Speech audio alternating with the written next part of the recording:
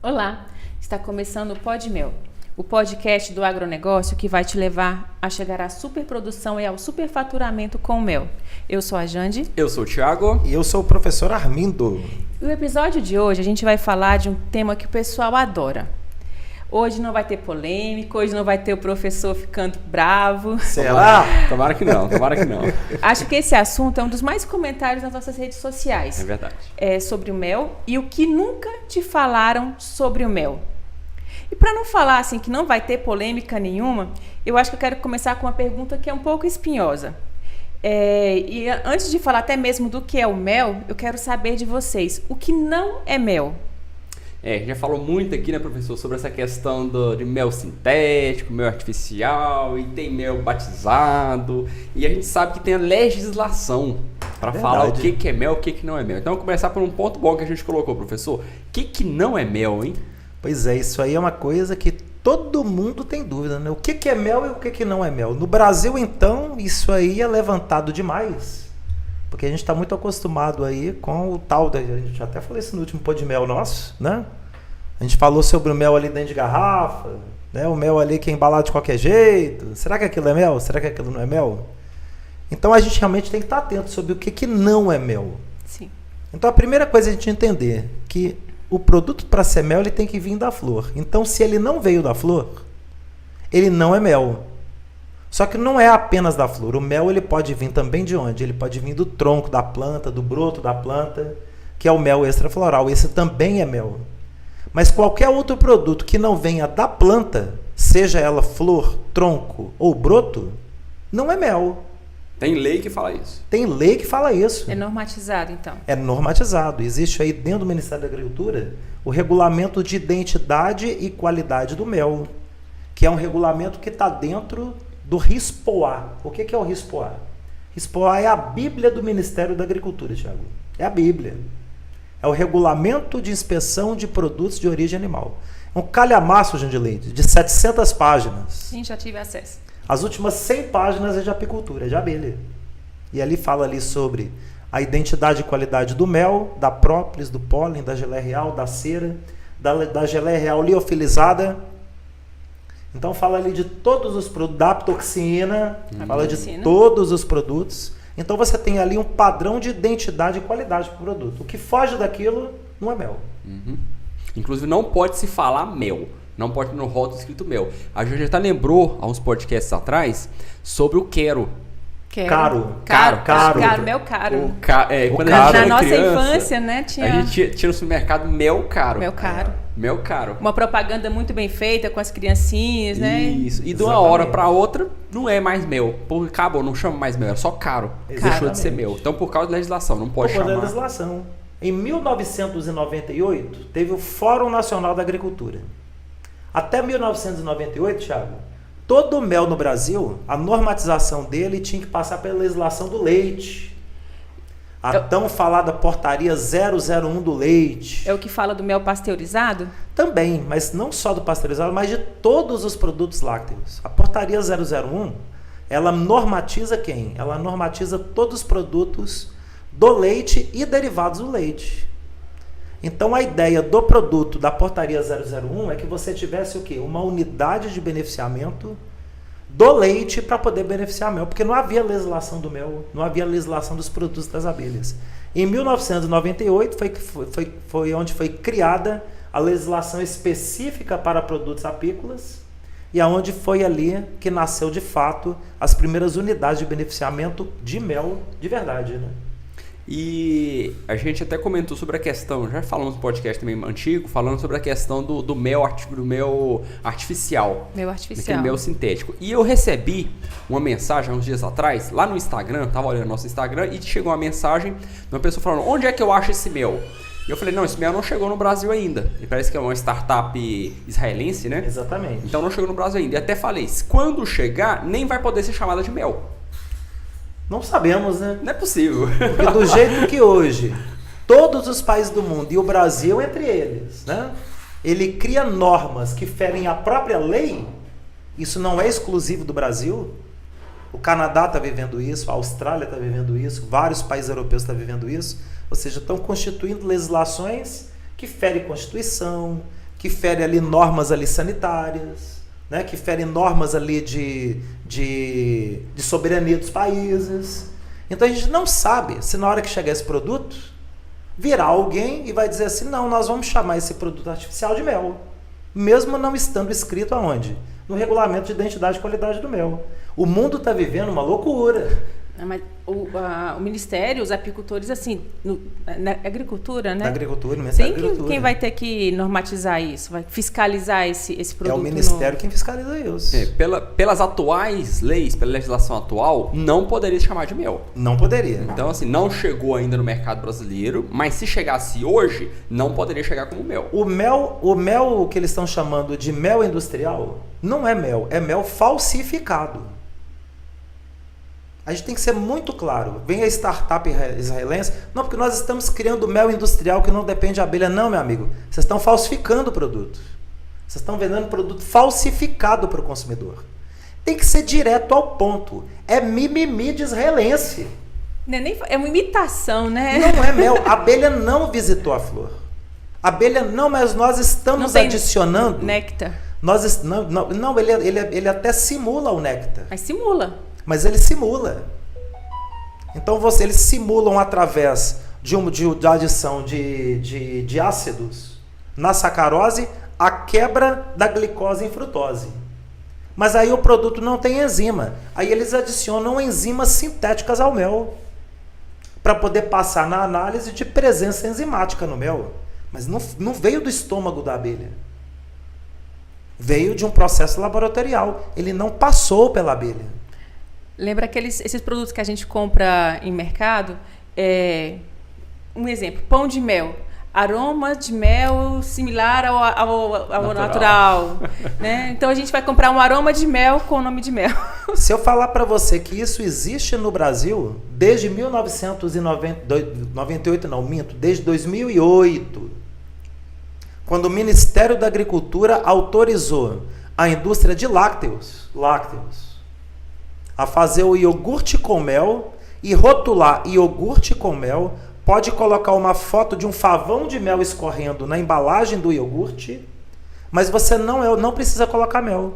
Você pode colocar só um aromatizante de mel, autorizado e permitido pelo Ministério da Agricultura. Aí vai o pai e a mãe responsável querendo dar uma alimentação boa para a criança. Vamos dar aqui um iogurte de mel. Iogurte com mel. Tá dando aromatizante de mel, não tá dando mel. É açúcar. E aromatizante. Açúcar e aromatizante. Açúcar, corante, conservante. Mas o mais incrível é que a norma, o regulamento de rotulagem do produto para o iogurte autoriza colocar um favo de mel escorrendo. Mas o regulamento de rotulagem para mel não autoriza eu colocar um favo de mel escorrendo. Autoriza para o iogurte, mas para o mel não autoriza. Então vocês enxergam como é que tem 2 pesos e 2 medidas? As legislações, elas não estão se casando, né? As legislações, elas estão sendo tendenciosas. Eu não queria falar essa palavra. Quem paga mais consegue uma legislação ao prazer daquele mercado. Você está tendo 2 pesos, 2 medidas aí. Citar nomes a gente não pode, porque a gente não tem prova, mas que isso acontece. Já que a gente está nesse assunto aí do artificial, eu queria que vocês falassem também pra gente sobre o mel falsificado e aquele melzinho que é meio batizado. Como que funciona isso? Esse aí é a picaretagem brava mesmo. Esse é aquele, professor, que a pessoa chega o meleiro, pega 1 quilo de mel. 1 quilo de mel, aí 10 quilos de açúcar, mistura tudo, e aí, professor? Ainda mistura ali um amido de milho junto. Pronto, uns pega um favo de mel. Uns pedacinhos de abelha. Esfrega ali, mata ali umas 50 abelhas, joga dentro do balde. Não, isso é mel pura, tem até abelha morta aqui dentro. O cara ainda fala, tem abelha morta aqui dentro. Uma coisa assustadora. Esse é o produto mais falsificado que existe, porque esse é o tão falado produto fundo de quintal. O cara fez no fundo de quintal, ele fez na porcaria, ele fez na sujeira, ele fez na lata velha, ele pegou qualquer favo de mel jogado que ele estourou de um cupim, ele mata a abelha, então tem restos viscerais de abelha misturados àquele produto, mas 98% daquele produto é açúcar e amido de milho. E muito dele chega na nossa casa, né? E muitos deles chegam na nossa casa. A Agrodefesa não dá conta de fiscalizar tanta A gente esperteza. Também não pode citar o nome, né, Thiago? Mas recentemente teve uma marca de produto aqui no Goiás. Teve. Um tal de Selvagem, não precisa falar mais. Um tal de Foi. selvagem espalhado, distribuído via Ceasa, aqui de Goiânia. Com CIF federal Com CIF federal falsificado de um curtume do Tocantins. do Tocantins, que não é nem daqui. Um CIF federal falsificado do Tocantins de curtume. Custou muita briga de apicultor denunciando. Foi. Rapaz, empilhando listas Eu de lembro. denúncia. E eu lembro, professor, que o Renato, que trabalhava com a gente, ele começou a trabalhar com a gente. Às vezes trabalha com mel, prova esse mel que eu comprei. E trouxe pra gente um mel azedo. Azedo? Que não era Azedo, mel, é né? um gosto ruim. Ele tinha uma doce de açúcar com uma coisa azeda nele. Não sei Ou o que seja, era vocês aquilo. já viram algum mel que tivesse gosto de um trem azedo com açúcar misturado? É. Néctar de flor não tem tinha gosto de azedo. de mel, não tinha gosto Não de mel. tem. Não tinha gosto de mel, era uma coisa doce com azeda. Era ruim. Que mel tem era gosto ruim. de quê, Thiago? Mel. Então, qual que é a principal análise que qualquer consumidor pode fazer? Língua, saliva, Inclusive, degustar o eu produto. achei uma bisaga desse mel. Ah, e detalhe, o que aconteceu? Saiu uma normatização no Diário Oficial Do Estado, exatamente, da Agrodefesa. e tirou esse mel de circulação. Sim. Mandou ele sair de circulação. Não acha mais esse mel. Depois de mais de 200 denúncias de apicultores somando assim, ó, empilhando na mesa da Agrodefesa, aí que eles tomaram alguma medida. E a gente pensa que é só aquele fundo de quintal, que ninguém vai vender na feira. Não, tem gente não. grande fazendo isso aí também. Gente, isso aí é quadrilha. É. Isso é quadrilha. É porque houve investimento da embalagem, do Sim. rótulo. Assim, tá cifrado, tem um CIF aqui, mas quando qual consumidor que pega e vai falar assim, Vou jogar no Google. qual Deixa que é eu ver esse qual que é o CIF? número desse CIF aqui para ver se Pra ele quem? é um CIF que Ninguém. beneficia porco. Vou jogar no Google pra ver o que é CIF. De onde é esse entreposto? Na Ninguém- hora que a gente abriu, e eu fiz isso. Não, eu também fiz, mas porque eu era do joguei- nosso interesse. Quando eu joguei o CIF no Google, e é simples, professor, só já abrir no Google, pega Você o põe número, CIF e o põe número. CIF número X, põe o número lá do CIF. É de quem? E vai aparecer. Aparece vários documentos. E o documento saiu um curtume lá no Curtume. Tocantins. Uma coisa absurda. É até nojento. Você vê Isso aí curtume qualquer com- pessoa vê. O consumidor, é claro, não é obrigação do consumidor digitar o número do CIF. O consumidor, ele confia naquele selo que foi expedido pelo órgão federal. É. Então o erro é de quem? É do órgão federal que não fiscaliza. O órgão federal, ele só fiscaliza quando ocorre alguma denúncia. E mesmo assim tem que empilhar denúncias. Mas é Igual importante. teve essa do Selvagem, que teve que empilhar ali mais de 200 denúncias para a Agrodefesa tomar alguma medida. Mas é importante, mesmo que junte 200, se não tivesse juntado 200 denúncias, até hoje estariam tomando espaço de quem produz o mel puro. Hoje, quem vai trabalhar, por exemplo, vou montar um entreposto para mim. Vou montar um entreposto cifrado nível federal. Não é nem a nível de Agrodefesa estadual. Um entreposto de mel a nível cifrado. Eu construo todo o meu entreposto, obedeço todas as legislações, todo o equipamento 100% em aço inoxidável, em alguns pontos até em aço inoxidável 316, não é nem o 304. Tem que ser aço farmacêutico.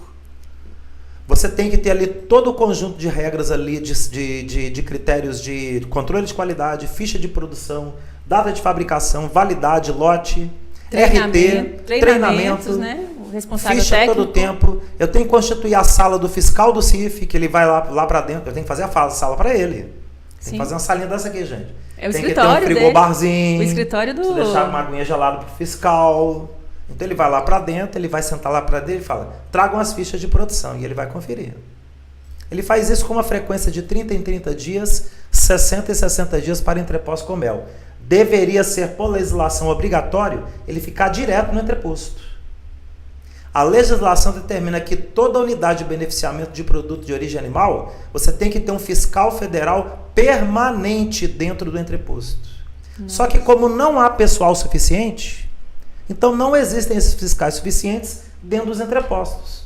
Eles canalizam para a indústria do leite e para a indústria da carne, que é a que mais precisa.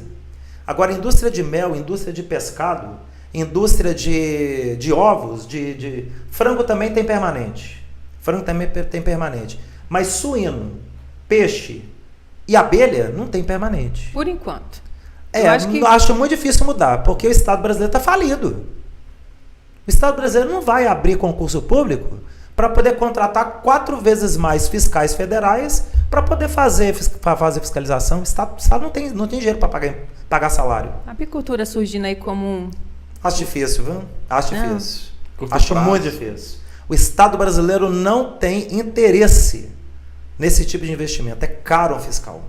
Verdade. Hoje, qualquer fiscal federal que tem aí a sua formação a nível de medicina veterinária, ele é um profissional caro, ele trabalhando dentro do Estado.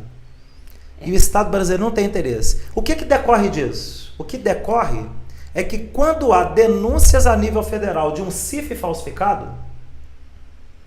ocorre a fiscalização. Mas se não houver denúncia, não existe fiscalização para o produto que não é registrado.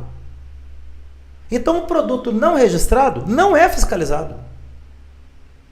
O produto não registrado não é fiscalizado. Só é fiscalizado quem? Quem tem registro e, mesmo assim, não é um fiscal permanente. Ele vai lá de 30 em 30 dias, 60 em 60 dias. Quando ocorre uma fiscalização de um produto não registrado, tem que ocorrer por denúncia e por várias denúncias. Então, olha só a que ponto chegou o Brasil. Isso, gente, não é só para o mel, não. É para a carne, para os ovos, para o leite, para o pescado, para o mel, para todos os produtos derivados de origem animal. E eles nem identificam que não é mel de imediato, né? Não. Assim, só pegam o produto não fiscalizado ou fiscalizado e já leva para aterro sanitário, já faz o descarte. Não, eles mandam para análise. Eles fazem o descarte sanitário. Mas o descarte sanitário, ele é mais baseado no quê? Ele é mais baseado no produto que não tem rótulo, que é um outro ponto. O produto que não tem rótulo é mel? Não, ele não é mel. Ele não tem rótulo. Não tem rótulo. A legislação cita como que deve ser feita a rotulagem e no curso Ensina a rotulagem. E todo produto que você compra, ele é obrigado a ter rótulo. É o Ministério da Agricultura que determina isso? Quem é? É o PROCON que determina isso. Então, Porque a lei, o Código de Defesa do Consumidor, ele diz o quê? Que todo produto ele tem que ter uma origem, ele tem que ter o nome e identificação dele, ele tem que ter o telefone de atendimento ao consumidor, tem que ter o telefone de quem produziu, tem que ter o telefone de quem embalou e tem que ter o quê? O contato de quem distribuiu. Data de validade, data de fabricação, lote. Se for produto de origem vegetal ou animal, tem que ter ainda a tabela nutricional do produto. Já que você falou pra gente o que tem que ter no rótulo, eu quero saber o que é mel. Mel é o produto derivado que vem da flor, que vem da planta. O que não vier da flor, não vier da planta, não é mel.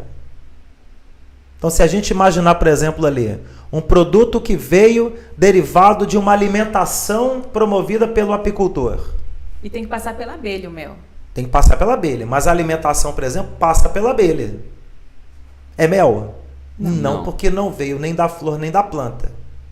Ah, professor, mas eu já li num livro russo que eles aplicam alimentação a partir, por exemplo, da fruta da manga esmagada, que eles tiram o caldo da manga e dão para a abelha e produz o mel expresso de manga, que é o termo que eles usam na Europa. Na Europa você tem mel expresso de manga, que é da fruta da cana. Mel expresso de laranja, que vem do suco da laranja. Mel expresso da maçã, que vem do suco da maçã. Ele é um produto natural. Ele é um produto que veio da planta também. Ele só não teve o trabalho, foi da abelha coletar diretamente no fruto. Na flor. Mas ele veio do fruto. Na Europa, ele é aceito como mel. No Brasil, não é aceito como mel. Qual o nome que teria? O nome? Produto falsificado. Não veio nem da flor, nem do tronco, nem da planta. Olha. Ele é um produto falsificado. Se eu faço mel expresso com o suco da laranja, a laranja é natural. Não houve adição de nenhum outro produto além da laranja. Na Europa ele teria validade como mel expresso de laranja. No Brasil é produto falsificado. Não teve origem na planta. Não teve origem no néctar, não teve origem na flor. Olha bem, como é que a legislação ainda ela está atrasada em relação a outros países do mundo. E o mel composto, professor? E o mel composto?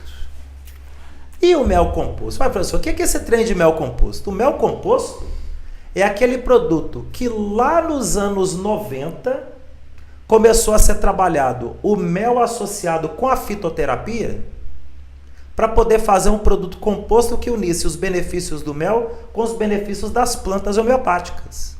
Então você tem ali o mel com agrião, o mel com gengibre, o mel com guaco, o mel com açafrão, o mel com canela. Própolis. O mel, mas a própolis não é planta. A própolis ela é considerada um produto de origem animal. Então aí já não é um fitoterápico. Mas é o mel composto. Mas é mel composto. O mel com própolis é composto. Mas o termo mel composto nasceu mais em função do quê? Da associação do mel com as ervas medicinais. Quando faz associação, a legislação permite? No início não permitia. Ele entrava caracterizado como um produto, que a legislação era 001 dos anos 90. Foi a partir de 98 que teve a legislação de apicultura. Até 98, o produto ele entrava como registro de um produto derivado do lácteo, que a legislação só permitia assim. Todo fiscal sabia que era mel composto. Quando em 98 eles desenvolveram a legislação para os méis compostos, eles fizeram também regulamento de identidade e qualidade para os produtos compostos. E existe normatização para quantidades na composição? Na composição tem, só que aí não é a norma que mostra isso. Porque senão ela pegaria uma formulação que é de cunho industrial e abriria na forma de domínio público. Entendi. Então essa formulação, ela até circula na internet, mas ela não circula oficialmente como dentro da legislação federal. Então as normatizações elas são apresentadas a partir do quê? As quantidades. O entreposto ele apresenta as quantidades que são trabalhadas, as quantidades mínimas de mel, de própolis, de tintura de agrião, de extrato de agrião, e a partir daquelas quantidades mínimas é feita uma avaliação por parte do médico veterinário, que é o RT dentro do Ministério da Agricultura, que vai determinar se aquilo ali está dentro das quantidades corretas ou não. Então o regulamento de identidade e qualidade ele não fala das quantidades. Porque aí você já abriria uma formulação que é de cunho industrial. E por que o mel que a gente vê no supermercado, eu vi inclusive essa semana, no supermercado aqui perto do escritório, tem um mel que ele vem mel sabor agrião. Ah, porque em 2008, olha bem, teve 98... A cronologia do mel. Em 98 eles desenvolveram a legislação para o mel composto no Ministério da Agricultura e em 2008... o mesmo Ministério da Agricultura baixaram novas normativas dizendo o seguinte: a partir de hoje, o mel composto com erva medicinal, ele não pode ser utilizado erva medicinal. Você pode usar, mas você vai ter que usar um aromatizante artificial no lugar da erva medicinal. Se você quiser continuar produzindo o mel com própolis e agrião usando a planta agrião, usando a tintura do agrião, então você tem que fazer o registro do seu produto como medicamento fitoterápico na Anvisa. Aí vira remédio. Ele já é medicamento fitoterápico. Ele já é medicamento. Então, a burocracia triplica. Quadruplicou. Se manter a qualidade, então não tem jeito. Não, você não pode fazer um mel com própolis e agrião que tem atividade biológica. Porque se ele tiver atividade biológica, ele tem que estar nas mãos da Anvisa classificado como medicamento fitoterápico. É o que a gente estava conversando no último pó de mel, gente, que a gente falou do alimento funcional. Lembra que no Brasil não tem? O mel com própolis e agrião não é alimento, mas também não é remédio. Ele é um alimento funcional. Você está ali com uma crise brônquica pesada. Você entra o consumo do mel com própolis e agrião 5, 6, 8 colheres de sopa por dia, você vai aliviar sua crise brônquica, você vai voltar a respirar bem, você vai exalar catarro. Ele tem uma atividade de eliminar aquele excesso de muco. Ele é um antimucolítico. Mel com açafrão também, né? O mel com açafrão ele já tem uma atividade mais antibiótica. Antibiótica. Isso. Dou demais para as crianças. Isso. É diferente do agrião, que já é mais para eliminar catarro. Olha. O com açafrão ele já tem uma atividade antibiótica, de trabalhar auxiliando um antibiótico que o médico prescrever para aquela pessoa. Mas esse mel com própolis e agrião, ele é com extrato. Ele é feito com extrato de própolis e extrato de agrião. E o extrato de agrião. E essa nomenclatura, mel sabor agrião... É porque está indicando o quê? Que não tem extrato de agrião. É só artificial. Ele tem um aroma artificial de agrião, de laboratório. Nossa. Então, quando você encontrar um produto mel com própolis sabor agrião, não tem agrião ali. Não tem agrião. Ele tem um aromatizante artificial de agrião. Olha que situação chegou a indústria apícola brasileira quando em 2008 recebeu esse baque. Em 2008, de todo o mel vendido no Brasil, de todo o mel que ficava no Brasil, 60% de exportação, 40% de mercado interno. Esse percentual ele já é quase que cultural dentro do Brasil. Desde que o Brasil exporta mel desde 2002, é esse percentual. Esses 40% não atinge nada da população brasileira, né? Não, o 40% atinge tudo, tanto é que falta mel. Não, então, não atinge. Não é suficiente. Mas não atinge a população toda, isso é verdade, gente. Você falou certo, não atinge todo mundo. Mas de todo o mel em 2008 que era vendido, 40% era vendido na forma de mel composto, pelos entrepostos de mel. Aí de repente chega uma legislação que te proíbe de colocar o quê? A tintura natural do agrião, o extrato natural do agrião. O que ocorreu depois disso? Uma queda brusca na venda de mel dentro do Brasil. Uma queda brusca na venda de mel dentro do Brasil. Ah, mas os laboratórios farmacêuticos passaram a fabricar. Nunca fabricaram. Por quê? Porque mel é barato. Porque a tintura, o extrato da agrião é barato de fazer.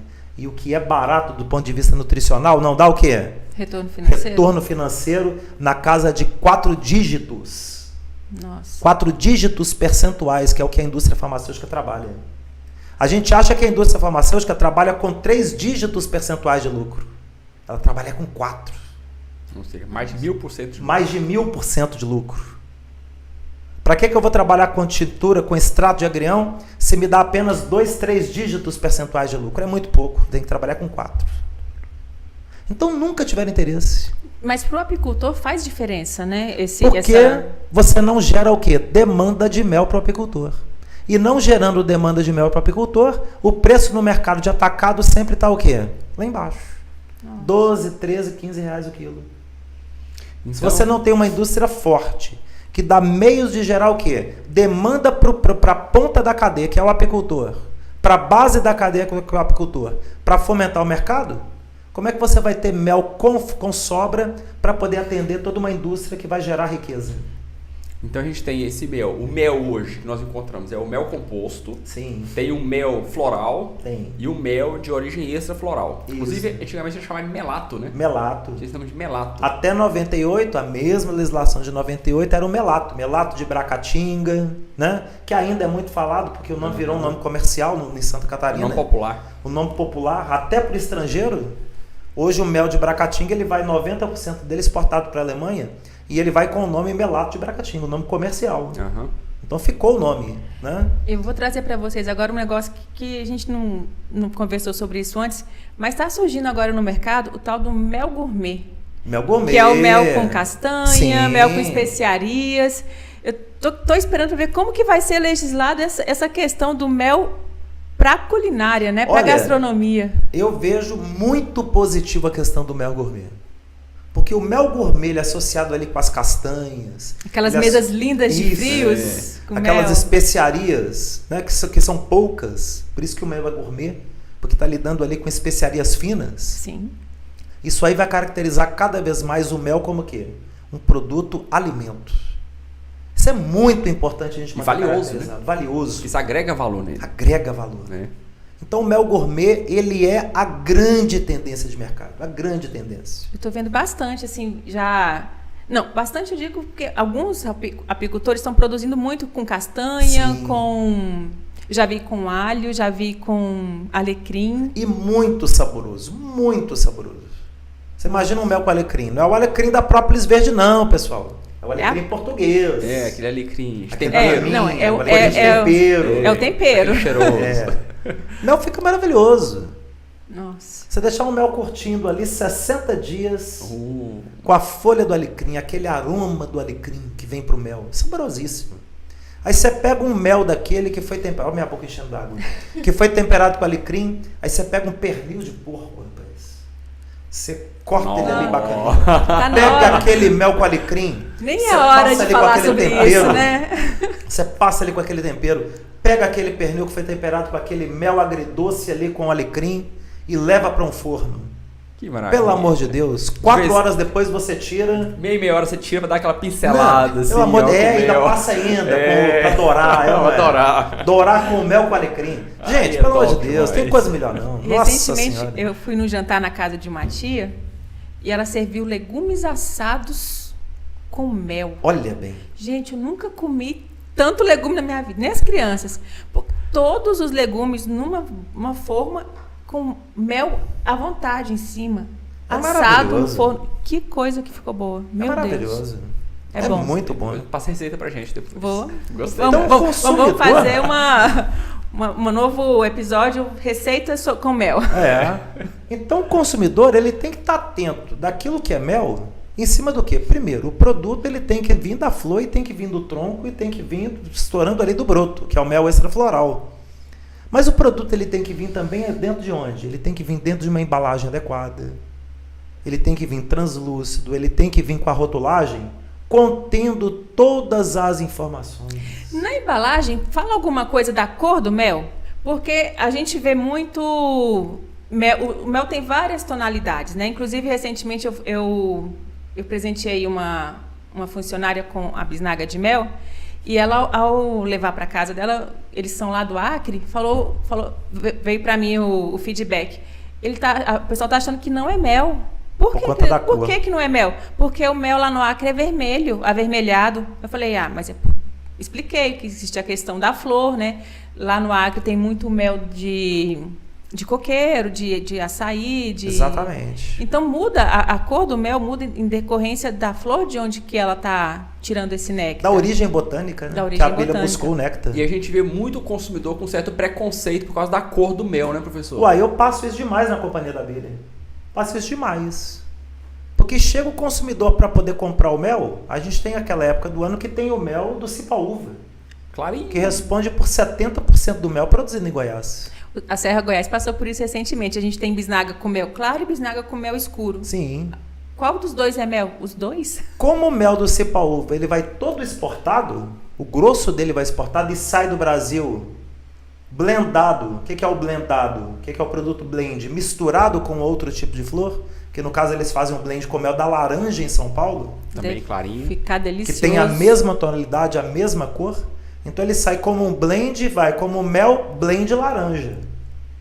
Ou seja, quem compra lá fora sabe que é mel de laranja, mas que ele tem também a mistura de outros tipos de mel que tem a mesma tonalidade do mel. É o mel blend laranja. Então, como esse mel vai todo para fora, o que sempre ficou no estado de Goiás foi o quê?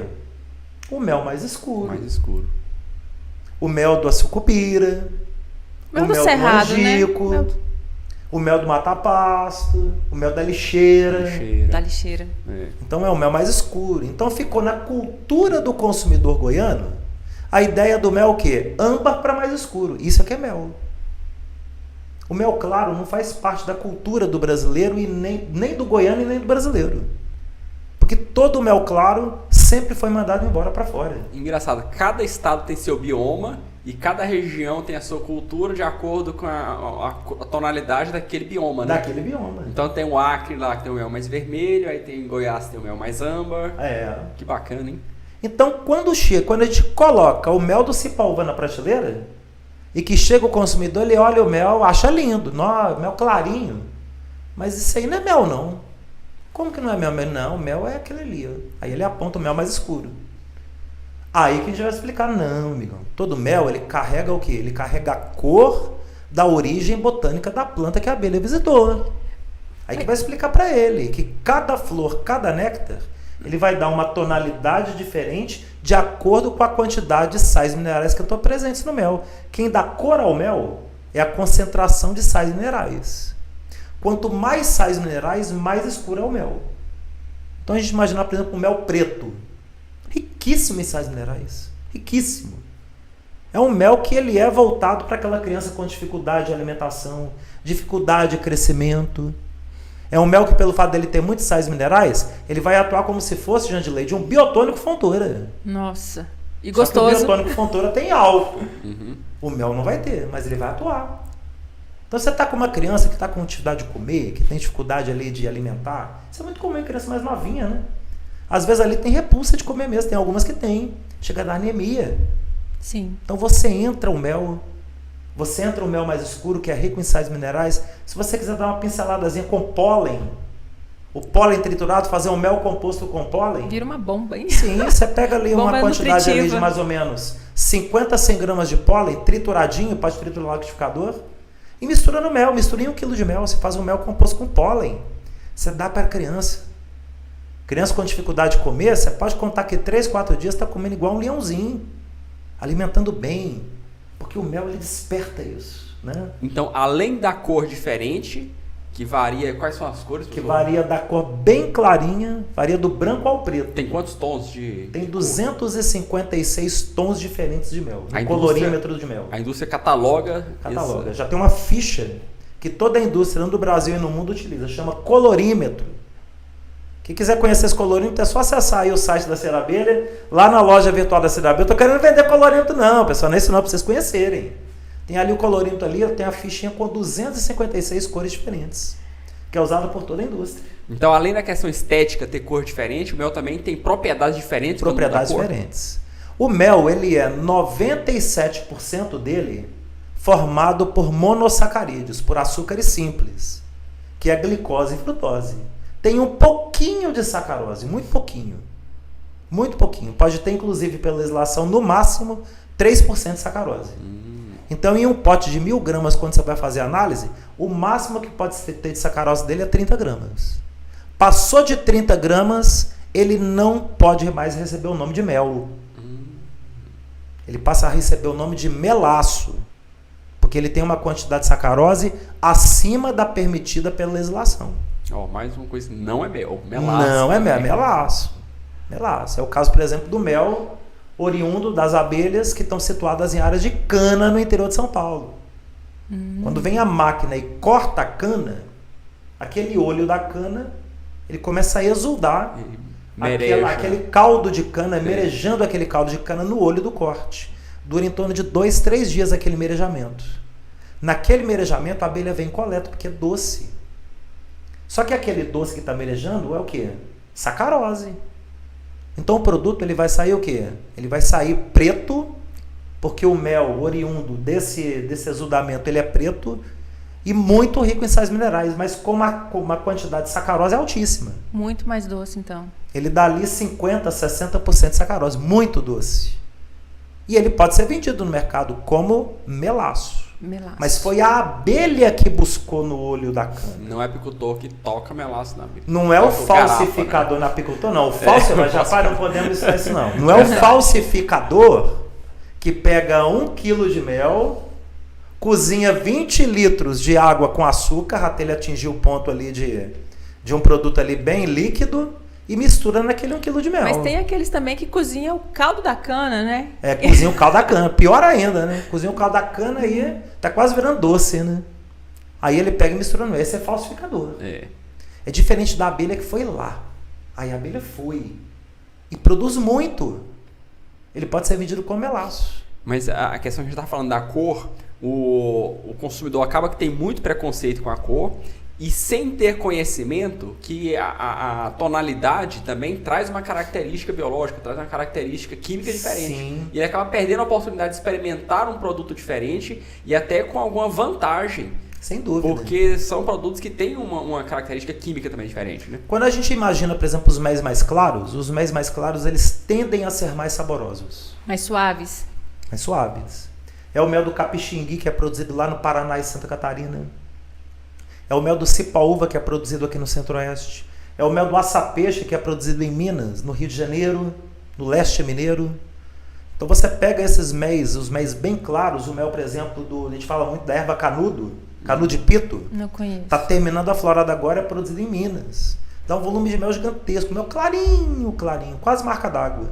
São méis muito saborosos. Muito saborosos. Normalmente são destinados para exportação. O consumidor europeu, o consumidor americano, o consumidor asiático gosta de mel claro. Ao meu ver, essa nova leva de apicultores, a gente tem que aprender a vender o mel. Aprender a falar o que é o mel, né? Acho que as gerações mais anteriores de apicultores não tinham... Preocupação. Eu vou falar que não tinha acesso para ficar bonitinho.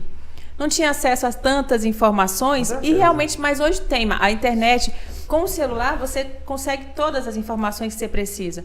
E você consegue explicar para a pessoa o que você está vendendo. Com certeza. E daí a importância de ter conhecimento, não só conhecimento técnico de apicultura, mas também conhecimento sobre o produto, sobre o mel, para poder conscientizar o consumidor. Porque Porque se você tem aquela gama de cores, se tem uma gama de produtos diferentes, o consumidor tem que saber que aquilo é uma oportunidade para ele conhecer produtos diferentes, tem sabores diferentes, tem características diferentes. A e o apicultor não sabe disso. A informação é essencial. Essencial. A pessoa que deseja trabalhar com apicultura, que deseja criar abelha, que deseja produzir mel, mel não é tudo igual. Cada mel de cada região tem uma peculiaridade da planta que a abelha visita, da umidade do ambiente. Tem região que é seca, tem região que é úmida. Então aquilo ali vai interferir na qualidade do produto, a forma do consumo do produto, a forma de oferecer o produto. Você tem um mel natural, tem um mel gourmet, tem um mel composto. Então você tem muitas maneiras de você trabalhar a venda do mel para poder chegar ao consumidor e saber o que é mel. Porque todo consumidor, quem está acompanhando a gente aqui sabe disso. Você foi vender mel, todo dia o apicultor recebe a pergunta quando chega o consumidor: esse mel é puro? Todo apicultor, essa pergunta é clássica. Esse mel é puro? Você já recebeu pergunta sobre o sabor do mel? Esse mel aqui tá com um gosto diferente? Não, normalmente ele chega comentando o seguinte: às vezes ele compra o mel e fala assim: esse mel aqui ele tem um sabor diferente do mel que eu tenho lá em casa. Porque o mel que eu tenho lá em casa normalmente é o mel que ele comprou naquele lugar, de vendedor, em feirante, esse trem todo, esse povo que falsifica. O produto tem gosto de rapadura. O mel lá tem gosto de rapadura. O seu não tem gosto de rapadura. Ele não diz que tem gosto de mel, ele diz que o meu não tem gosto de rapadura. Então ele conhece um gosto, ele não conhece o mel, ele conhece primeiro que não é mel. Aí eu viro e falo pra ele: pois é, amigão, é porque o meu tem gosto de quê? Gosto de mel. O sabor que você sentiu consumindo um mel puro é um sabor que você nunca sentiu na sua vida. É um sabor que você nunca percebeu na sua vida. Mas existe mel puro, mel com sabor diferente? Existe, cada mel tem um sabor. Tem. Cada mel tem um sabor. O mel do eucalipto, o mel da florada do eucalipto, ele tem um sabor característico do cheiro do eucalipto. O mel da laranja, ele tem um sabor e um cheiro característico do mel da laranja. O mel da aroeira preto, ele tem um cheiro e sabor característico da folha da aroeira quando você amassa e vem sentir o cheiro do aroma da folha que você esmagou. O mel da abracatinga, idem. Então, cada mel, ele carrega o sabor da origem botânica que a abelha visitou. Mas tem alguns deles que engana. Por exemplo, de fumo, não lembra nada do fumo. Não lembra nada do fumo. É saboroso, é o mel saboroso. Saboroso. Eu não conheço o mel de fumo. O mel do café. É sutil o sabor do café. A Patrícia acompanha a gente no canal, ela fala, ela mora numa região que tem plantação de fumo, lá eles têm apicultura e a abelha faz muito mel do fumo. E é saboroso. É saboroso, não tem nada a ver com fumo. Né? Eu consumi em Arapiraca, lá em Alagoas, quando eu passei por lá, indo aplicar curso lá no sertão de Alagoas. Passei lá em Arapiraca, encontrei com apicultores lá, eles me presentearam com o mel que veio do fumo produzido lá na região de Arapiraca, em Alagoas. Mel saborosíssimo, gostou demais. E veio a dúvida, existe mel ruim? Existe mel ruim. Mel ruim. Existe mel ruim, é possível. Puro. Tem uma florzinha, e é um mel, inclusive, que é produzido aqui em Goiás, Thiago. É da gente aqui. Uma florzinha branquinha. E floresce agora, tá tudo florido. A abelha tá enchendo agora. A abelha tá enchendo esse mel agora. Ele sai um mel quase preto, uma florzinha branquinha, néctar, floral. Justo, honesto, bacaninha. Ele vai pro favo. Na hora que você já está centrifugando aquele mel, sobe um cheiro de merda. Ele tem cheiro de merda. Opa. E quando você come, você sente um sabor que lembra o cheiro de merda. Ou seja, ele tem gosto de merda. Ah, professor, você já comeu merda? Não, eu nunca comi merda. Cheiro. Mas é por conta do cheiro. Pelo cheiro você sente o gosto. Então é assim. É o que eles chamam de fedido, fedegoso e por aí vai. Tem vários nomes. Né? Tem vários nomes populares. Deve ter uma propriedade biológica, né? Tem. É um mel riquíssimo em sais minerais. Pois é. Nossa, tá até difícil Agora é um de tomar. mel que ninguém consegue consumir. Ninguém consegue. Vou prestar atenção, hein? O mel do fedegoso, vocês guardam ele para um específico fim, né? E aquele mel que tem gosto de fumaça, professor? O mel que tem gosto de fumaça aí já é o quê? Ele é mel, a abelha buscou na flor, trouxe para a colmeia. O apicultor, entretanto, na hora de manejar a colmeia, ele joga tanta fumaça na colmeia exageradamente que parece que ele está defumando um pedaço de carne. E acaba que ele defuma o mel. Tudo- Ficou um mel com cheiro e sabor de fumaça. Tudo tem a medida Nossa certa. primeira colheita ficou um pouquinho de cheiro, você lembra? Ficou. Com cheiro? É mesmo, Thiagão? Ficou Foi cheiro. muita Foi a fumaça? primeira colheita, eu tava Ah. aprendendo ainda. Inexperiência, né? É. Tem que colocar fumaça. Você joga O muita professor fumaça. falou, taca fumaça. Você Exatamente. vai pra piário, você acende o fumigador, 10 baforadas fortes em cada uma. Bico do fumigador afastado 1 metro da colmeia. Mas, gente, assim, quem tá começando agora na apicultura, a primeira colheita é um negócio, assim, Tenso. surreal. É. Porque fazer manejo nas caixas é tranquilo. Agora, a colheita que vem todo mundo em cima de você, É uma loucura. rapaz, aí quem A abelha tem fica doida. Quem não tem experiência, vai mesmo na fumaça. A fumaça que controla tudo, mas... E não precisa. E O não apicultor precisa. ele tem que Aí, na entender que a abelha voar, o zumbido da abelha, você está mexendo a comer, a abelha zunindo, ela está zunindo. É. Mas você está dentro da roupa, você está protegido, tranquilo, não tem problema. Eu acho que até essa agitação da gente, né, faz com que fique Ah, um ambiente certeza. pior ainda. A segunda já vai mais tranquilo, você já vai de boa. A turma deve ver direto ali nas lives ali, dentro do apiário, gravando ali dentro do apiário, dia de presente de limpeza de apiário ou de colheita de mel. A gente fica preto de abelha, de cima e embaixo. Sim. Você não está tomando ferroada, não tem abelha de tacando, você está trabalhando normal. Não tá morrendo a abelha. Não está morrendo a abelha. É. E é numa época que a abelha tá mais populosa, né? Sim, Então é a porque mais safra. tem abelha. E ainda falando sobre o sabor do mel, professor, o pessoal sempre comenta sobre o mel amargo. Sim. Como é que é esse mel Esse é amargo? outro Tem alguma ponto também. propriedade, professor, desse mel? O que Gente, é? tem mel que sai amargo. Amargo mesmo? Amargo mesmo. Ruim. Ruim. É o mel, por exemplo, do caso, por exemplo, da carqueja. Tem regiões do Brasil que planta carqueja. A carqueja é uma planta muito usada pela indústria farmacêutica para extrair princípios ativos, isolar princípios ativos. Muito medicamento que existe na farmácia, ele é de substância química isolada da carqueja. E a carqueja, ela solta a flor dela. E no que solta a flor, que a abelha coleta aquele néctar da carqueja, o mel ele sai amargo, muito amargo. Uma outra planta que a gente tem aqui no Goiás, que é a sucupira. Regiões onde você tem ali uma dominância da sucupira. Normalmente a sucupira ela floresce ali, meados ali situado entre o final de agosto até o final de outubro. Quando você sobe aqui para a região mais ao noroeste do estado de Goiás, nessa tríplice divisa Goiás, Tocantins e Mato Grosso, ali tem muita sucupira. Muita Fica sucupira. tudo roxo, né? Fica tudo roxo, fica lindo. E ele sai, ou seja, a abelha não tem outra flor, só tem a flor da sucupira. Quando você consome aquele mel, ele sai um mel amargo. Levemente amargo. É um mel que você sente ele adocicado, levemente amargo. Agora o da carqueja não, é amargo mesmo. É, da Amargo. sucupira dá pra encarar. O da carqueja... Carqueja é forte. Nunca Eu não provei, gostei de não. comer, não. Não é um mel gostoso, não. Tem curiosidade. É. Mas nunca provei, não. Se alguém provou, alguém conhece mel amargo, deixa um comentário aqui embaixo. Comenta com a gente Comenta aqui, pra pessoal. gente, fala se A já gente viu citou esse mel. duas plantas, né?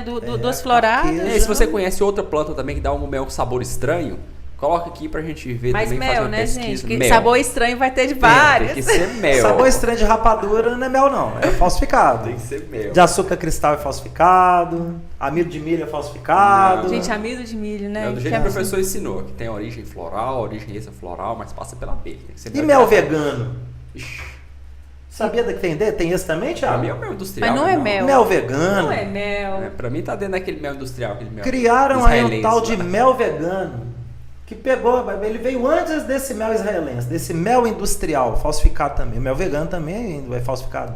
É o mesmo mel industrial, só que não foi feito pelo pessoal lá de Israel, que o pessoal de Israel tá botando grana na propaganda desse produto. Esse mel vegano é tipo caro, então. Não, ele não é caro, porque eles não comem amido de milho, ele é mel mesmo. Eles criam um produto, coloca ácido para poder quebrar a sacarose em glicose e frutose e adiciona ali enzimas sintéticas no mel para poder simular a atividade enzimática do mel. Então deixa de consumir um alimento natural para consumir corante e conservante e produtos químicos. E coloca ali o rótulo mel vegano. Tem amparo na Muito legislação? inteligente isso. Não tem. O Ministério da Agricultura aprova? Não aprova.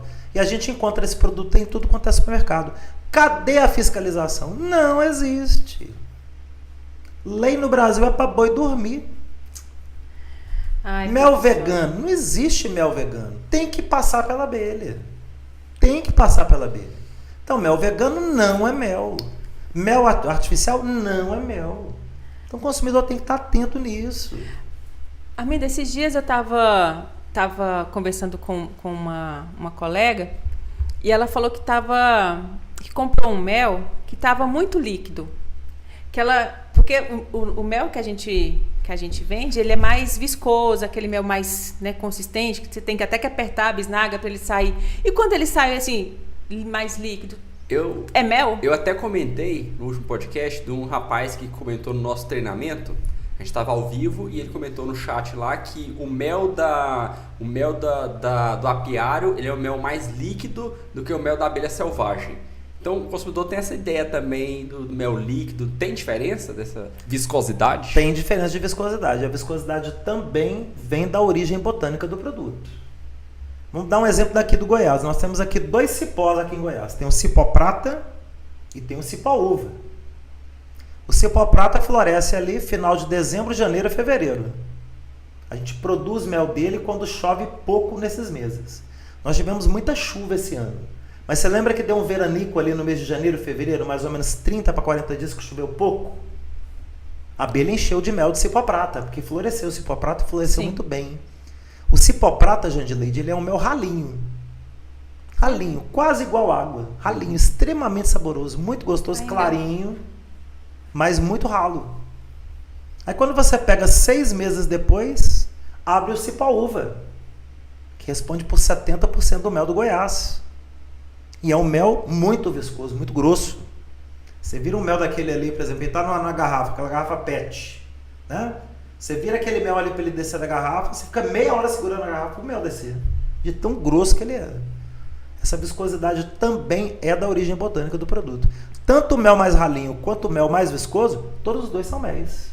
O tempo de armazenamento pode mudar a viscosidade do mel ou a cor? Pode, porque ele vai ter uma tendência à cristalização.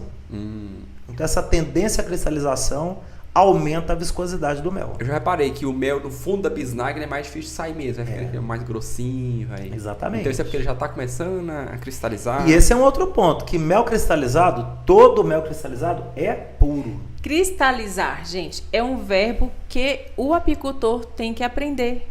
O mel, ele não açucara. O mel, ele cristaliza. E o pessoal tem uma bagunça com esse negócio. O que é açucarar, o que é cristalizar. Eu acho que vamos ter que gravar um vídeo, professor, mostrando... Só explicando o que é um, o que é outra diferença. O que é o cristalizar, o que é açucarar, para não ter essa confusão. Na cabeça do apicultor que não estudou tanto, que não buscou informação, um produto que endurece... Ele colheu mel da abelha, mel natural. Mel natural, ele vai endurecer.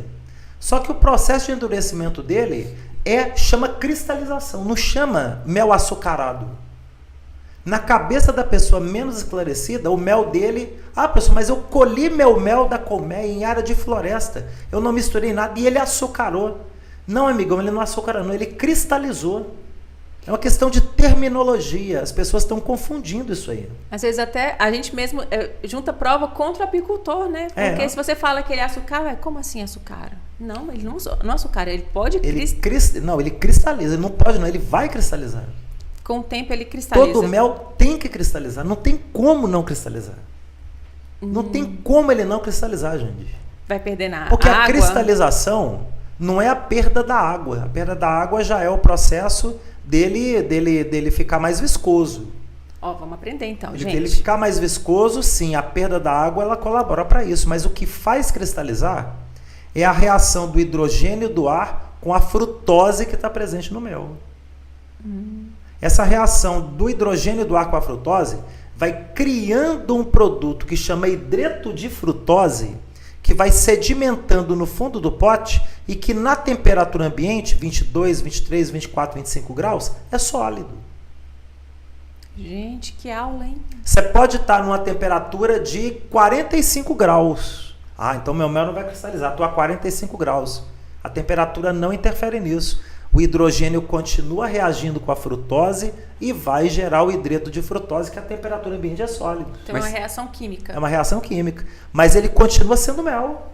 Normal. Esse é um ponto importante, porque o pessoal tem muito preconceito com mel cristalizado. Mel cristalizado é mel velho, é mel estragado? Não é mel velho nem mel estragado. É um mel que está igual vinho. Ele está apurando. Ele está apurando. Quanto mais cristalizado, quanto mais reação a frutose tiver com hidrogênio, mais o potencial de hidrogênio dele sobe. Se o potencial de hidrogênio dele sobe, mais atividade antibiótica ele tem. Mais facilidade ele tem para matar bactéria, fungo, levedura, vírus. Então o mel cristalizado, ele é melhor que o mel líquido, do ponto de vista nutricional. Esses dias eu peguei uma das bisnagas, né, que estava com o fundo cristalizado, tirei com a colher e dei para minha filha. Nossa, mas como ela gostou. Gente, eu quero todo o mel desse jeito. Eu falei, não cristalizou todo, né? E é muito bom. A gente tá falando do mel cristalizado, eu lembrei daquele mel, eu esqueci o nome dele, que bate o mel cristalizado. O mel cremoso. Mel cremoso. Gente, será que o pessoal conhece o mel cremoso? Fala o que é o mel cremoso. O mel cremoso é uma metodologia que vem sendo estudado pela indústria de pegar o mel cristalizado e em uma velocidade bem devagar, constante, colocar aquele mel sendo ali batido por uma batedeira. Batedeira lenta, ela vai girando lentamente. Vai quebrando aquele Então vai quebrando o cristal, mas não a ponto dele voltar à forma líquida. Vai quebrando o cristal como se você tivesse o quê? Reduzindo o tamanho dos cristais do mel cristalizado. Então ele fica um cristal fininho. Aquela pasta. Gente, hoje tá ficando até gostoso esse negócio. Esse podcast tá bom. Quando come um produto desse, você sente todo o sabor do mel. Você acredita que eu consigo sentir? Você micronizou o quê? Os cristais do mel cristalizado. Vai parecer um doce de leite, então. Fica parecendo um doce de leite. Que maravilha. Fica suave, fica gostoso. Não, gente, quem desenvolveu o mel cremoso foi um entreposto Mel do Sol em Brasília, o Léo Cardoso, que já tem um entreposto lá no entorno de Brasília já há 40 anos. O maior entreposto do DF, um dos maiores do Brasil, e ele que desenvolveu o mel cremoso. É campeão de venda dentro de Brasília. O que ele coloca na prateleira vai tudo embora, porque o sabor é maravilhoso. Que bacana, hein? Agora, professor, existe alguma forma de descristalizar o mel com saúde? Porque tem gente que faz isso em casa e acaba dando problema, né? Explica como é que funciona esse negócio de descristalização. Vamos falar primeiro de como não descristalizar o mel. Vamos falar primeiro de como não descristalizar. O consumidor ele foi habituado culturalmente a, primeiro, achar que ele precisa descristalizar o mel. Esse é o primeiro erro. Acha que mel é líquido. Não, o mel tem que ser líquido. O mel ele está endurecido, ele está estragado. Não, o mel ele está na melhor condição de consumo dele. Então o primeiro ponto é esse. Então vamos lá, professor. Está na bisnaga, cristalizou. Como é que eu vou consumir ele? Corta a bisnaga, que ela é plástica, pega aquele mel cristalizado com a colher e passa para um outro pote.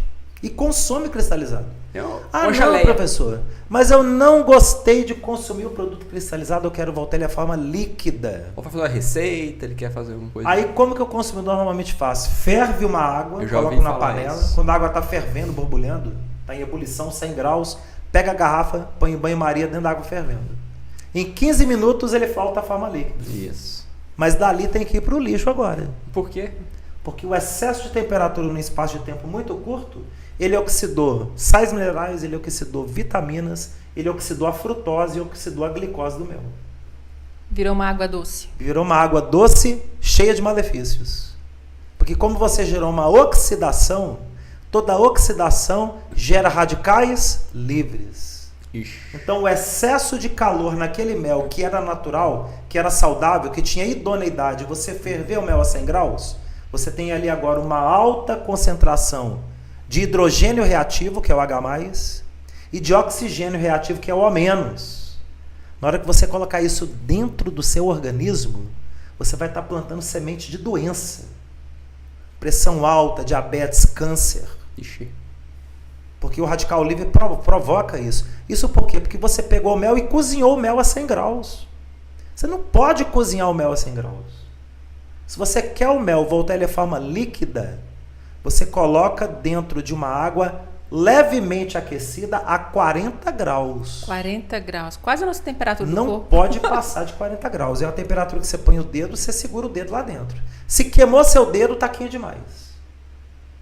Só que não descristaliza rápido. Leva um prazo de até 3 dias para descristalizar. Então é difícil. A cristalização não é um processo lento? Então a descristalização também tem que ser um processo lento para você não perder as propriedades do mel. Se você cozinha seu mel a 100 graus, joga no lixo, nem para porco ele serve. Nem para porco, que você mata o porco com câncer. Nossa. A gente está numa sociedade que é tudo tão rápido, né? Assim, não percebe que o prazo que levou para cristalizar, mas para descristalizar, você quer que seja em meia hora. Então, o bom mesmo é consumir ele como? Se ele cristalizar? Na colher. Cristalizado.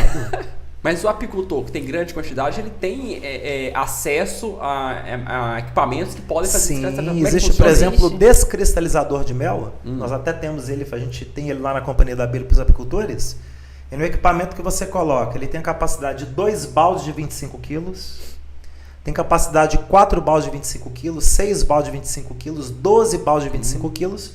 Você coloca, por exemplo, 12 baldes de uma vez, enche de água. Não a ponto de cobrir o balde, ele fica até no nível da tampa. E aí você liga o termostato com uma resistência que vai aquecer aquela água a 40 graus. Então a gente deixa aquele mel por um período de até 3 dias, 4 dias, 72 a 96 horas. Se o mel está cristalizado dentro do balde, ele volta 100% à forma líquida. Sem perder nenhuma propriedade, porque ele não sofreu excesso de aquecimento. Ele permanece com todas as propriedades organolépticas dele integrais no mel. Olha como é importante o apicultor ter conhecimento. Tanto que a gente faz coisas erradas sem conhecimento, com alimento. E não é só o mel não, né? Assim, quando a gente for estudar, a gente tem que ter conhecimento para tudo que a gente vai fazer. Já viu? Até fazendo uma comparação, já viu esse pessoal que recebe, quando o cara vai casar com a menina, vamos casar e tal, recebe aqui tanto de presente, não é? Vem um colega, vem um vizinho, vem uma amiga, que ele comprou lá de 30 anos da escola, do ensino médio, da faculdade. Fulano, tô aqui no seu casamento, trouxe de presente para você um jogo de panela. Opa! Não é? Aí vem aqui jogo de panela, aquela panela inox maravilhosa e tal, e vem uma panelinha que ela é toda furada. Não é? Sim. Toda furadinha. A maioria das famílias não sabe para que é aquela panela furada. Aquela panela furada é para você cozinhar legumes no vapor.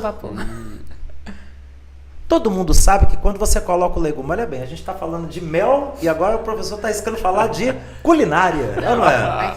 Mas se você pega ali, todos os legumes, você pega a batata doce, a cenoura, a beterraba, ao invés de você colocar e cozinhar direto na água, o ato de cozinhar direto na água, você está retirando a maioria dos benefícios de vitaminas e minerais daquele alimento que normalmente estão presentes na casca. Estão presentes também no legume, mas muitos deles estão presentes na casca. Aí você joga na água e deixa cozinhar na água. Depois você joga a água fora. Você jogou todos os benefícios daquele alimento, ralo abaixo. O que é o bom? Coloca a água na panela, ela vai ferver e vai soltar vapor. Aquela panela furada, ela encaixa na panela. E aí você tampa. Você vai cozinhar o legume como? No vapor. Cozinha mais rápido, o legume fica muito mais saboroso, não perde o sabor dele, porque a água não levou. E do ponto de vista nutricional, você está aproveitando todos os benefícios do legume. E aí faz igual aquela amiga sua, Jane Leite, que serviu o legume com mel. Quando foi? Pensa bem. Gente, você fazer um legume desse cozinhado no vapor delícia. E você ali coloca o mel ali por cima ali, hein? Professor, preciso te trazer de volta pro mel. Senão, bora lá. Porque já tá dando aquela fominha. Mas nós vamos fazer um pô de mel aqui, sabe o quê? Pra gente falar de culinária de apicultura, com os produtos das abelhas, hein? Já pensou, rapaz? Demais, gostei a gente falou sobre a rotulação, sobre legislação, sobre a origem floral, sobre tudo que envolve o mel. E eu observo que você falou uma coisa que talvez tenha passado batido para muita gente. Validade no rótulo de mel. Para quê? O mel tem validade? Pois é, né? A gente, inclusive, comenta até na própria escola de apicultura que o mel ele é um produto que ele não é perecível. Mel é um produto que não estraga nunca. Ele não azeda nunca, ele não fermenta nunca. Eles encontraram lá nas pirâmides do Egito mel dentro de cânforas de barro que eram colocadas do lado das tumbas dos faraós. Inclusive, não só as tumbas de mel, mas colocavam aquelas riquezas em ouro, as moedas, as taças de ouro, né? Por quê? Porque eles acreditavam que aquele faraó iria ressuscitar no plano espiritual e carregaria com ele todas aquelas riquezas. Nunca carregou, né? Tanto é verdade que 4.000 anos depois eles desenterraram e encontraram todo aquele ouro e todas as cânforas de mel. E o mel. Só que o mel ele estava com um detalhe, gente. Ele estava em perfeito estado de conservação e consumo. Cristalizado. Com 3, 4 mil anos de idade. Totalmente cristalizado. Cristalizado. Perfeitamente cristalizado. O mel melhor, você imagina. O mel maturado em 4 mil anos. 4 mil anos de maturação no mel. Eu queria comer um mel desse. O verdadeiro, eternamente. o verdadeiro tesouro, hein? O verdadeiro Esse é o tesouro. tesouro, esse não O tem verdadeiro preço, viu? tesouro. Então, quando você pega um mel desse, é que ele mostra que ele não apodrece nunca. E aí você chega no Brasil, o Ministério da Agricultura determina para todo mundo que trabalha com a venda de mel, de que o produto ele tem uma validade máxima de 2 anos. E aí? E aí? Aí eu até tava pensando isso aí. Pra mim, essa questão da validade do mel, de ser um produto não perecível, eu descobri que o mel tem pouco tempo. Depois que eu virei apicultora, que eu descobri que o mel ele é um único alimento do mundo que não perde. Não estraga. perde. É o único do mundo que não estraga. Pra mim, é a característica mais maravilhosa do mel, das abelhas. Pra mim, é essa questão. Acho fantástico um alimento não estragar. Existe um parâmetro analítico do mel que em 1998, quando eles montaram o regulamento de identidade e qualidade do mel, que até então não era analisado, que eles passaram a analisar, que é o índice de HMF do mel. O que é esse HMF? O HMF é o processo de oxidação da frutose do mel. Não. Ele sofre uma oxidação do ambiente onde ele está presente, do oxigênio, do hidrogênio, do ar, da poluição, da luz. E essa frutose ela se transforma quimicamente em uma outra substância chamada hidroximetilfurfural. Nossa, vou ter que Que anotar como é isso um aí. nome muito grande e ninguém tem que gravar esse nome, só tem que lembrar que o hidroximetilfurfural ele recebe o nome de HMF. E esse HMF ele é acumulativo no organismo. Ele se transforma em um óxido, ele se transforma em um mineral oxidado. E ele não é metabolizado pelo organismo. Ele pode, inclusive, ficar acumulado nos rins e a pessoa, no consumo daquele produto por muitos anos, ela pode formar até um cálculo renal. Mas o mel, para sofrer esse tipo de oxidação na frutose, ele precisa estar sob situação de temperatura muito elevada. Então ele ficar 1 ano, 2 anos, 3 anos, com temperatura ambiente de 35, 40 graus. Isso é muito comum no Nordeste, às vezes. Às vezes o apicultor nordestino ele não consegue manter a qualidade do mel com um índice de HMF muito baixo, porque ele colhe o mel no apiário e guarda o mel em baldes. Só que ele mora onde? Na região mais quente, né? E mora na região mais pobre. Ele não mora em uma moradia onde tem um pé direito adequado, onde tem uma laje batida. Ele mora numa cabana de pau a pique, em casa de barro. A gente não pode negar. A situação social do nordestino ela é muito difícil. Ele cria abelha, ele ganha o dinheirinho dele com a abelha, mas o dinheirinho que ele ganha com a abelha, às vezes é o dinheirinho que vai dar condição para ele viver bem o ano todo. Ele às vezes pode não morar numa moradia que ofereça tantas condições. E às vezes nem tem condição, não tem conhecimento também para fazer uma acomodação correta, né? E às vezes até tem, mas não tem. Às vezes ele até tem o conhecimento, mas não tem as condições. Então aí ele guarda aquele mel para esperar o momento de vender num preço bom, tudo mais. Só que quando vai fazer uma análise daquele mel, o índice de HMF dele, ó, porque ele guardou naquele fundinho, naquele cômodozinho lá no fundo da cabana de pau a pique, com 1,5 metro de pé direito. O sol, ou seja, transforma aquele ambiente ali numa estufa. Uma estufa. 1 ano, 2 anos, 3 anos na estufa. O HMF vai na altura. Passou do índice de HMF, o mel tem perfeito estado, não está apodrecido, não azedou, não teve contaminação bacteriana, não teve contaminação de vírus, de nada. Mas ele está com HMF elevado. Então ele não serve para consumo, porque ele pode afetar o rim. Olha bem o cuidado que tem que ter também da questão. Isso é do apicultor dele ter o cuidado de armazenar o mel dele no lugar correto. Agora, o mel que é armazenado corretamente, na temperatura ali situada ali entre 22 e 26 graus. Ah, professor, mas aqui dá 35, então beleza, amigão. Você vai criar um ambiente aí para poder ter um refrigerador. Como é que eles chamam aqueles exaustores? Que sopra... Esqueci o nome. Também não sei. Não é o ar-condicionado, não. É aquele não. que tem um ventiladorzinho que joga uma água aspergina que diminui a temperatura. Sim, eu vou lembrar o nome. Depois a gente vai lembrar o nome dele. Então você tem que criar um ambiente para quê? Para manter a temperatura do ambiente adequado. Não é que o mel vai azedar ou apodrecer porque esquentou demais. Mas o HMF dele vai elevar. O Ministério da Agricultura ele usa esse argumento do HMF para colocar o mel com validade de 2 anos. Porque ele diz que todo o mel ao final de 2 anos ele vai estar com o HMF alterado e elevado. Mentira! Tem que ter a Se condição. o mel ele foi armazenado em temperatura adequada, ele não vai ter elevação de HMF. Você vai estabilizar o HMF dele. 1 ano, 2 anos, 5 anos, 10 anos, 20 anos. Com a temperatura equilibrada você mantém.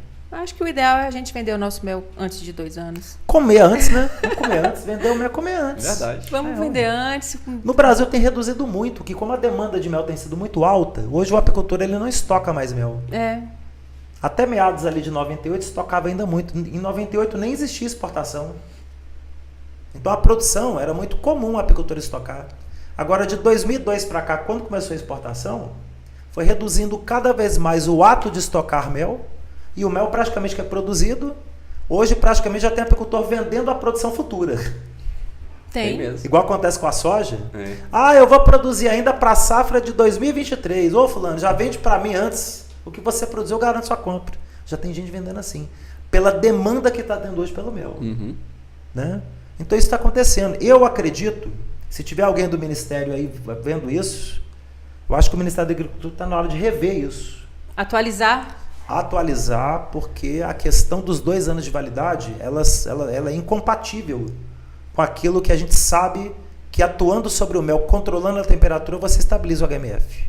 O mel, a validade dele é indeterminada, sim. Porque a gente tem outros produtos que causam até malefícios para a saúde, que tem no rótulo validade indeterminada, né? Você falou um fato aí, Jande, você falou um negócio interessante. Né? Você falou um negócio interessante. Produto que nem é comestível, que é até de vício e que o Ministério aceita colocar como validade indeterminada. Posso citar um?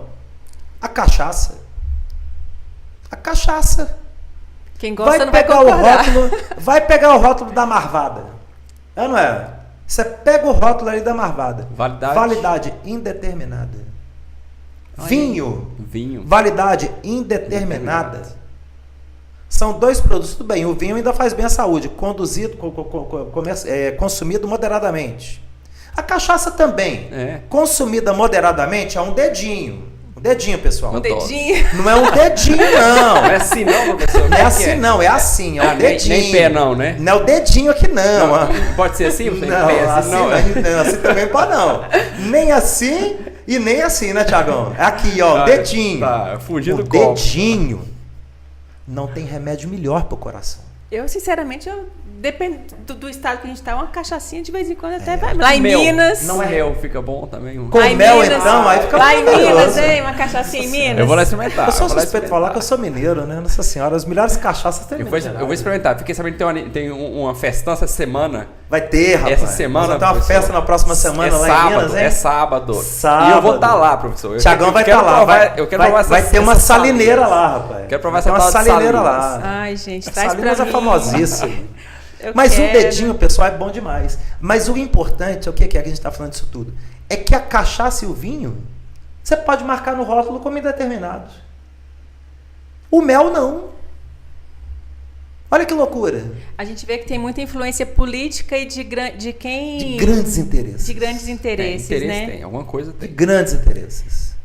O mel, pessoal, não é só o mel, não. O mel, a própolis, o pólen, né? A gente já está aqui já quase há 1 hora já no nosso pó de mel, né, Thiago? Até finalizando aí, que a gente já está encerrando. Mas o importante que fica desse pó de mel para vocês é o seguinte, pessoal. É que a colmeia da abelha é uma indústria farmacêutica, por assim dizer, natural. Ela é uma indústria de alimento funcional natural. Muito ousado você falar isso, O mel, a própolis, o pólen, a geleia real, a cera da abelha, a aptoxina, o veneno. Os produtos das abelhas, quando a gente estuda a apiterapia, eu sou apiterapeuta, eu posso falar. Eu fiz meus 5 anos do curso de medicina chinesa. Fiz o meu quando a gente faz lá no... Faz o curso, depois faz Pós-graduação? Não é pós-graduação, faz o MBA. ambulatório. Ah, tá. Atendimento. Fiz meu ambulatório 2 anos atendendo o público na parte de medicina chinesa, e a gente estuda ali a parte de terapia, estuda a parte dos produtos das abelhas. Os produtos das abelhas, eles tratam todas as patologias humanas. Com grandes resultados. Com grandes resultados, e a publicação científica disso em todo o mundo.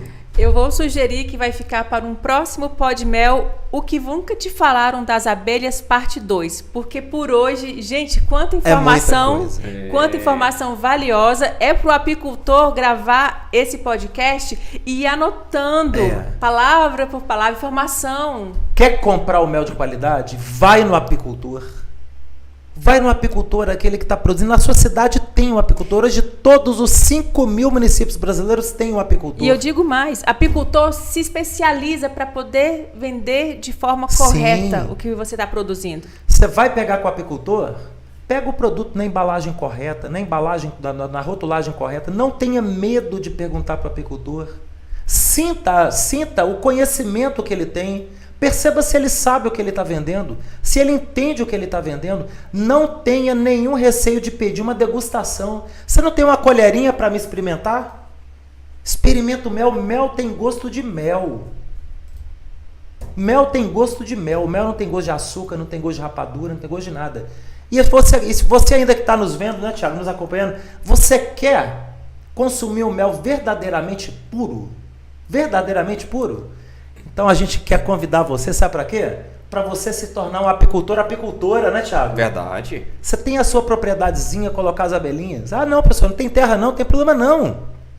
Aquele pai, mãe, vovó, tio, tia, que tem aquela fazendinha lá no interior, você colocar uma caixinha de abelha lá, produzir o alimento mais saudável do mundo. O mel, a própolis, o pólen, a geleia real, tem coisa melhor não? Tem não. Gente, é querer viver 100, 120. Eu vou viver 120 anos. Produzir saúde. Eu vou viver 120 anos, Thiago. Eu digo que é grandioso você chegar numa pessoa que você ama, num familiar que você ama, e entregar o favo de mel. Gente, o olhar da pessoa que recebe... É fantástico. Chega a sair estrelinhas. Porque é diferente. Não, e quando muito valioso. Eu já tive a experiência de pegar o favo e entregar para os meus filhos. Eles mastigando aquele chicletinho... É fantástico. É mel. É fantástico. É mel. É muito bom. É vida. É muito bom. Então. E é isso, né? É isso aí, gente. Valeu? Super valeu. E a gente quer aí continuar contando com vocês todas as nossas quintas-feiras, 16 horas, não é, Jande? É isso Se aí. tem algo ainda que não te falaram sobre o mel, coloca nos comentários pra gente dar aquela pesquisada e trazer um novo olhar. Novo episódio, outra oportunidade. É isso aí. Valeu, Jagão. Valeu demais, Valeu. professor. Valeu, Jandileide. Valeu, até a próxima. Um abraço, pessoal. Até mais. Tchau, tchau.